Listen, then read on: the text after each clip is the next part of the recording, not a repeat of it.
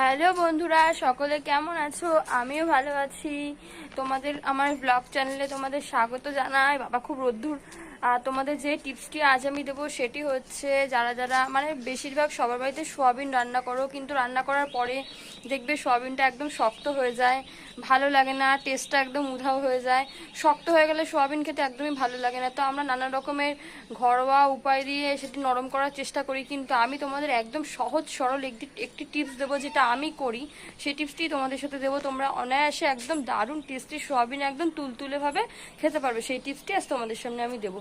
তোমরা কি করবে, সোয়াবিনটা অনেকে তো ঠান্ডা জলে ভিজিয়ে রেখে দাও, বা কেউ গরম জল করে ভিজিয়ে রেখে দাও। এগুলো করো তো, এগুলো করে সোয়াবিনটাকে নরম করার চেষ্টা করো, কিন্তু এগুলো করবে না। আমি যে টিপসটি দেবো একদম সরল, এই টিপসটি তোমরা করবে, দেখবে সোয়াবিনটা একদম শক্ত হচ্ছে না, একদম নরম স্পঞ্জের মতো রয়ে গেছে। একটি বাটির মধ্যে জল নেবে, নেওয়ার পর তোমরা কি করবে, জলটাকে গরম করবে।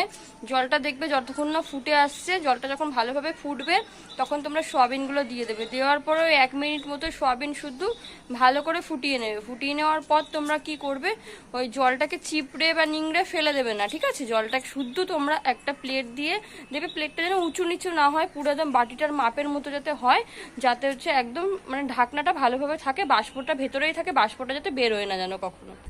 তারপর সেই গরম জলের বাষ্পটা শুদ্ধর ভেতরে থাকবে। থাকতে থাকতে কি হবে, বাষ্পটা সোয়াবিনের ভেতর ঢুকবে, আর এই ভাপে ভাপে সোয়াবিনটা একদম স্পঞ্জের মতো তুলতুলে হয়ে থাকবে, ঠিক আছে? আর তোমরা কি করবে, সোয়াবিনটা যখন রান্না করবে না, যখন আলুটা মশলা দিয়ে কষাবে, তখন কিন্তু কখনোই সোয়াবিন শুদ্ধ বেশি করে কষাবে না। কষালে কি হয়, সোয়াবিনটা শক্ত হয়ে যায়। তোমরা কেউ জানো না, তখন শক্ত হয়ে যায়, অনেক চেষ্টা করলেও নরম আর হয় না।